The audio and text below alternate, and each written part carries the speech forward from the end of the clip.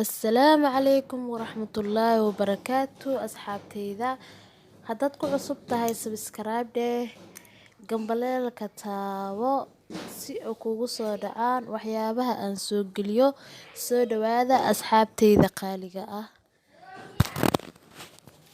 Asxaabteyda maanta waxaa idiin sidaa casriye qadayar oo fudud insha Allah tacaala. Meeshan waxaa iigu jiro waa filfil boodhka kari xawaaji kari iyo xawaajiyaal kale. Haddaad u baahantiin sawiradiisa halkaas ayaa idiin soo dhigaya kore insha Allah. Asxaabteyda haddan waxaan ku daray liin dhanaan, hal xabo liin dhanaan aan ku darayaa.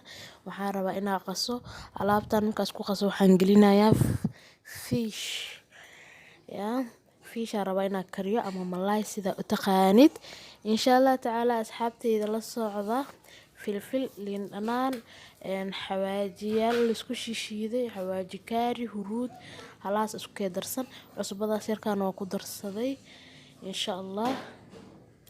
Asxaabteyda haddan waa kaasa malaaygaas ayaan ku soo darsaday. Malaayga waxaa waaye finger fish malaaya malaay si yaryar u jarjaray waaye. Asxaabteyda lana raba inaan ku qaso. Asxaabteyda qaaliga waa kas malaayga sidaas isu dhexgeliyay. Haddana waan daboolayaa in cabaar inuu ii huuro ayaan rabaa oo maxaan ku dhahay si fiican ay isku dhexgalaan liintii iyo qudaartii. Maasha Allah jismi markuu ka galo aad ayuu dhadhankiisu u fiicnaanayaa insha Allah. Asxaabteyda meeshan waxaa igu qasan bur iyo toon iyo kabsar isku tumay, huruud yarna oo ku soo daray. Halaas waxaan rabaa inaan inta isku qaso aan malaayga inta dhexgeliyo aan ku dubo insha Allah. Asxaabteyda soo dhawaada meel baa joogtiin janalkiina waaye insha Allah tacaala. Asxaabteyda waa kaas malaayga wuxuu ka galay qudaartii jismi oo ka galay cabaar ayaan ku huuriyay. Haddan waxaan gelinayaa insha Allah dabkii saliida ayaan ku dubayaa. Soo dhawaada asxaabteyda.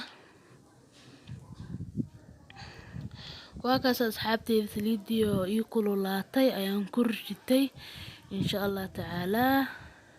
Waa kaas sidaas ayuu gaduud ugu soo noqonayaa. Asxaabteyda malaayga sidaas ayuu igu soo baxay. Waxaan ku cuni rabnaa soortaas maraq malaay koosto insha Allah.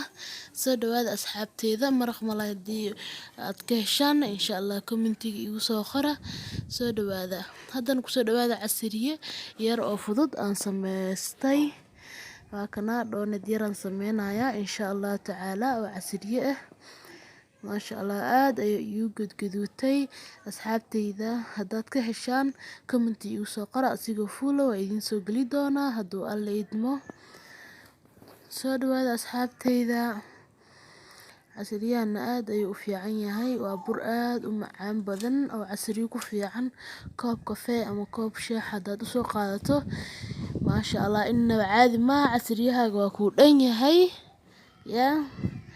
Soo dhawaada asxaabteyda qaaliga meel baa joogtaan janalkiina waaye. Subscribe ha ka iloobin, like na dhahdo oo share na dhahdo ha ka iloobin insha Allah tacaala. Dhiirigelintu waa dhankiina.